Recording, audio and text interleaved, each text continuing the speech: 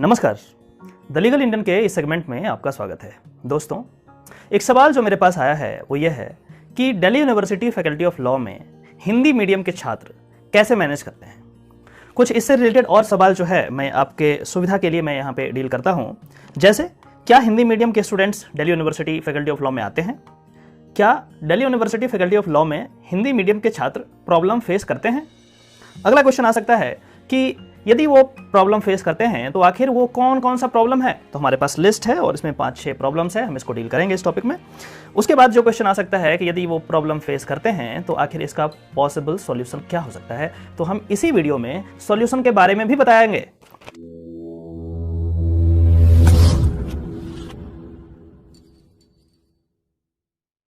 पहला क्वेश्चन जो है हमारे पास कि क्या हिंदी मीडियम के students Delhi university faculty of law में आते हैं? हाँ भैया, ये जो है आते हैं।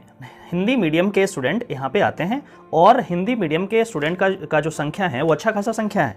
तो हाँ, इसका आंसर यस है। दूसरा जो क्वेश्चन आपका है कि क्या हिंदी मीडियम में एग्जामिनेशन दे सकते हैं? जो सेमेस्टर एग्जामिनेशन होता है, आप एक साल में 2 बार एग्जाम देते हैं, 2 सेमेस्टर एग्जामिनेशन होता है और एक सेमेस्टर में 5 पेपर, मतलब कि 2 सेमेस्टर में 10 पेपर, एक साल में 10 पेपर का एग्जामिनेशन आपको पास करना होगा, तभी आप प्रमोट किए जाएंगे।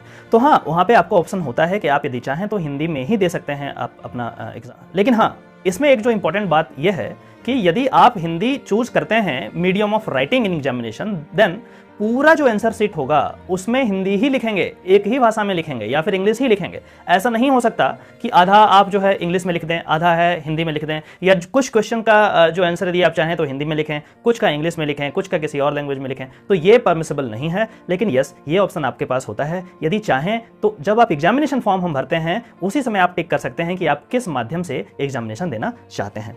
अगला जो क्वेश्चन है वो ये है कि क्या हिंदी मीडियम के छात्र वहाँ पे प्रॉब्लम फेस करते हैं? हाँ, वहाँ पे प्रॉब्लम फेस तो करते हैं, लेकिन वो प्रॉब्लम क्या क्या है इसके बारे में हम आगे डील करने जा रहे हैं। तो जो पॉसिबल प्रॉब्लम है, वो पहला जो पॉसिबल प्रॉब्लम है स्कार्सिटी ऑफ मटेरियल्स।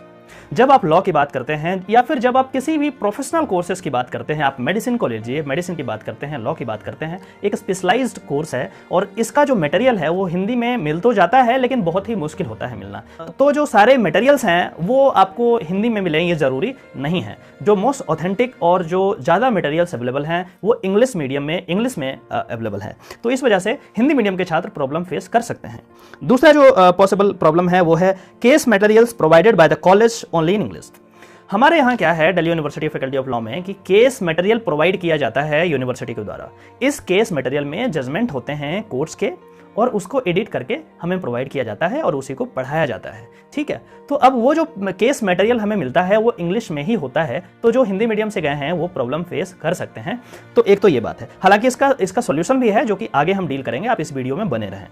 तीसरा जो प्रॉब्लम है वो ये है कि majority of law books are in English edition. तो जो बुक्स हमारे पास है हमारे सिलेबस का, वो बुक्स जो है वो प्रिंटेड होते हैं, majority of them are in English language. तो वहाँ पे भी प्रॉब्लम फेस करना पड़ सकता है आपको। अगला जो प्रॉब्लम है वो है communication in class in English. अब क्लास में जो टीचर पढ़ाते हैं यूजुअली वो इंग्लिश ही यूज करते हैं, इंग्लिश में ही पढ़ाते हैं, क्योंकि मटेरियल इंग्लिश में है, केसमेट इंग्लिश में है। तो टीचर यदि हिंदी में पढ़ाएगा तो पूरा एक तालमेल नहीं बैठ पाता है। तो इस वजह से क्या होता है कि इंग्लिश में ही पढ़ाते हैं यूजुअली। लेकिन कुछ ऐसे सिचुएशंस हैं जहां पे वो हिंदी भी यूज करते हैं, हिंदी और इंग्लिश दोनों मिक्स करके यूज करते हैं। तो आपको समझने में सच ऐसा प्रॉब्लम नहीं आएगा। ठीक है, अगला जो और प्रॉब्लम है वो है लॉ जर्नल्स जो है वो भी इंग्लिश में आता है। जो सुप्रीम कोर्ट के केसेस होते हैं वो भी इंग्लिश में जो है पब्लिश किए जाते हैं। तो ये सारे मटेरियल जो है इंग्लिश में है और आप हिंदी में यदि आप पढ़ोगे तो थोड़ा सा प्रॉब्लम तो आएगा ही आएगा। हालांकि इसका सॉल्यूशन है जो कि आगे हम डील करने जा रहे हैं। आगे हम बात करते हैं reference cases, foreign cases.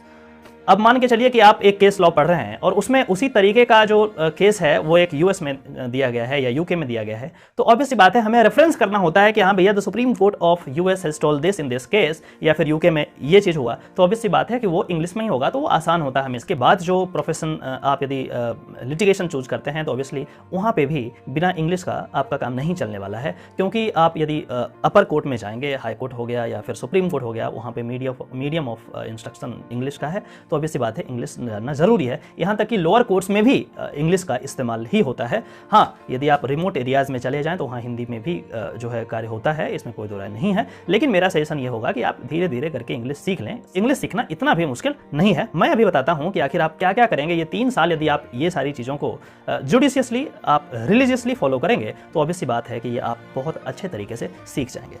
Possible solution जो है, पॉसिबल सॉल्यूशन क्या है? Practice, practice and practice. English सीखने का प्रैक्टिस करें और हमेशा करते रहें, और ये 3 साल में आप जरूर सीख जाएंगे और इतनी अच्छी इंग्लिश बोलने लगेंगे, लिखने लगेंगे कि आप सोच भी नहीं सकते। वो कैसे, वो अभी हम बता रहे हैं। फर्स्ट कि read all case laws in English. जितने भी केस लॉज आपको दिया गया हो पढ़ने के लिए वो इंग्लिश में ही पढ़ें। हिंदी में आप पढ़ते हैं, आपको आदत है हिंदी पढ़ने का और इंग्लिश नहीं आती, इसका इट डजंट मीन इंग्लिश को छोड़ करके हिंदी में ही पढ़ना शुरू कर दें। नहीं, आप हिंदी जानते हैं, बहुत अच्छी बात है, लेकिन एट द सेम टाइम आपको इंग्लिश सीखना पड़ेगा। और जब आप सीखेंगे तो ऑब्वियसली बात है इंप्रूव करेंगे। तो इसमें क्या होगा, जितना केस लॉज पढ़ेंगे उतना ज़्यादा आपका इंग्लिश पे कमांड होगा, उतना ज़्यादा आपका जो है वर्ड मीनिंग्स निकल करके आएंगे और उन वर्ड मीनिंग्स को आप सेपरेट एक जगह नोट कॉपी पे लिखेंगे। तो दूसरा जो ये है कि use law dictionary, dictionary use कीजिए, लॉ डिक्शनरी यूज कर सकते हैं। और उसके बाद ये कहता है कि make a separate notebook of word meaning. बचपन में हम लोग करते थे कि वर्ड मीनिंग रखते थे। बचपन में क्या, मैंने तो अभी तक हाल फिलहाल तक अभी भी मैं करता हूँ कि इंग्लिश का जो भी वर्ड है, जो भी टफ वर्ड है या अच्छा वर्ड है, उसको एक जगह आप लिख लीजिए और उसको बार बार रिवाइज करते रहिए और उसको यूज कीजिए। यदि आप ऐसा करते हैं कुछ महीनों तक तो ऑब्वियस सी बात है आपकी जो इंग्लिश है इसमें काफी इंप्रूवमेंट देखने को मिलेगा। ठीक है, अगला है keep revising these word meanings. जो भी वर्ड मीनिंग्स आपने लिखा है एक सप्ताह में उसको रिवाइज करते रहें ताकि वो याददाश्त में आता रहे, ताकि वो अच्छे तरीके से आपके दिमाग में रहे। ठीक है, अगला है रीड इंग्लिश न्यूज़पेपर। आपको यदि बताएं तो लॉ स्टूडेंट यदि न्यूज़पेपर नहीं पढ़ रहा है तो लॉ स्टूडेंट होने का कोई मतलब नहीं है। लॉ स्टूडेंट को न्यूज़पेपर पढ़ना ही चाहिए, हमेशा पढ़ना चाहिए। ठीक है, क्योंकि जो आप लॉ में पढ़ते हैं वही चीज़, जैसे कॉन्स्टिट्यूशनल लॉ है, आप कॉन्स्टिट्यूशनल लॉ पढ़ेंगे, वही सारी चीज़ें आप न्यूज़पेपर में देखेंगे। कुछ ना कुछ प्रोविजंस जो है उससे रिलेटेड हर दिन कुछ ना कुछ मिल जाएगा, तो आप पढ़ करके सीख सकते हैं, सेपरेट नोट्स बना सकते हैं इसका इंग्लिश में ही। रीड इंग्लिश लॉ मैगजीन, कुछ लॉ मैगजीन्स आते हैं वो इंग्लिश में आप पढ़ते रहें और आप प्रयास करेंगे, जैसा कि मैंने पहले बोला, प्रयास करते रहें, प्रैक्टिस प्रैक्टिस एंड प्रैक्टिस, तो सीख जाएंगे आप। ठीक है, उसके बाद यदि आपके पास समय मिल जाए तो आप watch English movie, English movie को देख सकते हैं, कोई दिक्कत नहीं है। इससे भी आपका जो है स्किल इंप्रूव होगा और आप जल्दी सीख सकते हैं। You can give your first few semester examination in Hindi and shift to English as soon as possible. जैसे ही आपने नामांकन लिया उसके बाद फर्स्ट सेमेस्टर एग्जाम हो सकता है कि आप बिल्कुल हिंदी मीडियम है तो आप हिंदी से ही दे दें, कोई दिक्कत नहीं है। लेकिन इसका ये मतलब नहीं कि आप बाकी का जो 6 सेमेस्टर बच गया या 5 सेमेस्टर बच गया वो भी हिंदी में देते रहें, नहीं। 1 से 2 एग्जामिनेशन जो है आप 1 साल तक हिंदी में दे दीजिए, लेकिन तब तक आप इंग्लिश सीख जाएं और उसके बाद तीसरे सेमेस्टर से चौथे 5वें आप इंग्लिश में शिफ्ट कर जाएं, ताकि फिर जब तक आप 6ठे सेमेस्टर तक जाएं, जब तक आप लॉ की डिग्री कंप्लीट करें, तब तक आपकी जो इंग्लिश है वो बिल्कुल बहुत ही बढ़िया हो जाए, क्लियर। कुछ और इंपॉर्टेंट पॉइंट्स जो है, जो एज अ लॉ स्टूडेंट मैंने देखा है, मैंने ऑब्जर्व किया है, मैं आपको बताना चाहूँगा कि कई बार ऐसा होता है कि आप इंग्लिश नहीं जानते हैं और पूरे क्लास में सब इंग्लिश ही बोल रहे हैं, तो आपको लगता है कि हम क्या पूछें। क्वेश्चन होता भी है, क्वेश्चन जानते भी हैं, क्वेश्चन लॉजिकल भी है, फिर भी आप नहीं पूछ पाते हैं क्योंकि एक्सप्रेशन का डर होता है कि हम कैसे पूछें। एक तो ये बात है, और दूसरा हम बिहार, यूपी, झारखंड के जो लोग हैं, जो विद्यार्थी हैं, उनको लगता है कि एक इन्फीरियरिटी कम्प्लेक्स डेवलप हो जाता है कि मुझे इंग्लिश नहीं आती।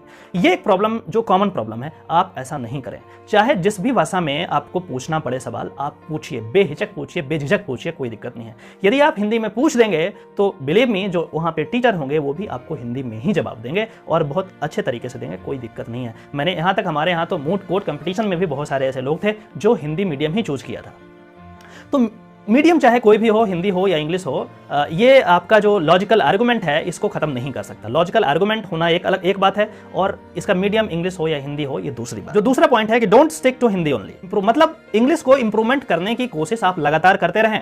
ऐसा नहीं होना चाहिए कि भैया हमें हिंदी तो बहुत अच्छी आती है, मैं इंग्लिश सीखने का प्रयास नहीं कर रहा है, ये भी नहीं होना चाहिए।